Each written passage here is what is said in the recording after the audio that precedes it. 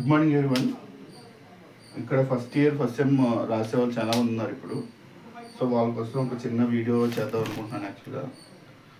So ఇలాగా right first యాక్చువల్గా contract తీసుకుంటే సెక్షన్ 1 to 75 ఉంటుంది మీకు. ఈ 1 to 75 సెక్షన్స్ ఏంటి ఉన్నాయో తెలుసుకుంటే మీకు ఈజీగా అర్థమవుతుంది. అలాగే కేస్ స్టడీస్, ఏ కేస్ స్టడీస్ ఉన్నాయి, దేనికి రిఫర్ చేయాలి, 2 మార్క్స్కైనా 4 మార్క్స్కైనా 15 మార్క్స్కైనా లేదా కేస్ స్టడీస్కైనా. కేస్ స్టడీస్ ఒక 15 case studies to 20 case studies చదువుకుంటే నీకు క్లారిటీగా అర్థమవుతుంది ఏం రాయాలి ఏంటి అనేది. క్వశ్చన్ పేపర్లు ఖచ్చితంగా ఎంత నీట్గా రాస్తే అంత బెటర్. అలాగే neat quality and quantity. So ఒక స్పేస్ సరిపోక నేను కూడా నీట్గా రాయలేదు. Write points wise better understanding of ఎగ్జామర్కి ప్రతి పాయింట్ క్లారిటీగా అర్థం కావాలి. ఏం రాసాము, ఆ పాయింట్ టు పాయింట్ రాసినప్పుడు ఎలా ఉంది, నేను రాసిన అవతల వాళ్ళకి అర్థమవుతుందా లేదా, ఈ పాయింట్ మటుకు చాలా ఇంపార్టెంట్. లేదంటే మార్క్స్ ఈజీగా మీకు 7 to 10 మార్క్స్ దాకా తగ్గిపోయే అవకాశం ఉంటుంది. అలాగే అట్లీస్ట్ 30 to 50 సెక్షన్స్ ప్రతి సబ్జెక్ట్లోని బైహైడ్ చేసుకుంటే మీకు పేపర్ ఇచ్చినంటే ఆ సెక్షన్స్, ఈ సెక్షన్ ఇది, ఈ సెక్షన్ ఇది అని మీకు క్లారిటీ వస్తుంది. సో మీరు ఈజీగా రాయడానికి అవకాశం ఉంటుంది. ఏదైతే ఎగ్జామ్ 3 hours ఇచ్చారో 3 hours ఆ ఎగ్జామ్ హాల్లో ఎగ్జామ్ బిహేవియర్ తప్ప వేరే ఆలోచనలు పెట్టుకుంటే మటుకు మీరు చేయలేరు.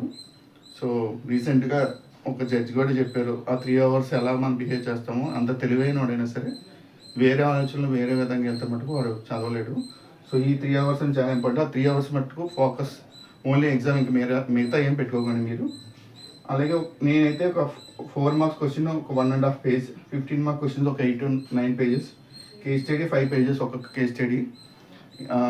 రిలవెన్స్ కానీ, ఫ్యాక్ట్స్ కానీ, ఇష్యూస్ కానీ, కన్క్లూజన్ కానీ ప్రతిదీ దానికి రిలవెంట్ ఏంటి, ఏమి ఇస్తున్నారు, ఏం రాయాలి.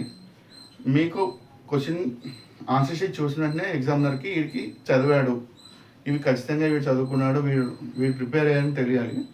సో అప్పుడు ఎగ్జామ్లో బెటర్ మార్క్స్ ఇవ్వడానికి అవకాశం ఉంటుంది. పేపర్ ఖాళీగా ఇచ్చేసేయడం, పేపర్ అడ్డదిడ్డంగా రాయడం, ఏబిసి సెక్షన్లో A section, B section, C section అలా రాయండి. సో మీకు అలవాటు లేకపోతే మీరు బీసీ ఎలా స్టార్ట్ చేసినా ఓకే. కాకపోతే ఎగ్జామినర్ మార్క్స్ ఇచ్చే టైంలో ఏబి సెక్షన్ రాస్తే ఏ కాలంలో ఎగ్జామ్ మార్క్స్, బి కాలం బికి, సి కాలం సికి ఇచ్చే అవకాశం, ఈజీగా కరెక్షన్ చేయడానికి అవకాశం కూడా దొరుకుతుంది ఎగ్జామినర్కి. సో అది నేను ఈరోజు చెప్పాలనుకుంటున్నాను మీకు. ఇంకా సబ్జెక్ట్ వైజ్గా నేను చెప్తాను, కాకపోతే ఎగ్జామ్ మీకు చాలా టైట్గా ఉంది కాబట్టి అవకాశం ఉంటే నేను అది కూడా ఎక్స్ప్లెయిన్ చేస్తాను. కాకపోతే ఎగ్జామ్ పూర్తిగా ఈ విధంగా రాస్తే మీకు 70 మార్క్స్కి 45 to 50 మార్క్స్ గ్యారంటీగా పడతాయి. Okay, I hope you understand. ఇప్పటివరకు మా ఛానల్ సబ్స్క్రైబ్ చేయకపోతే సబ్స్క్రైబ్ చేయండి. Thank you so much.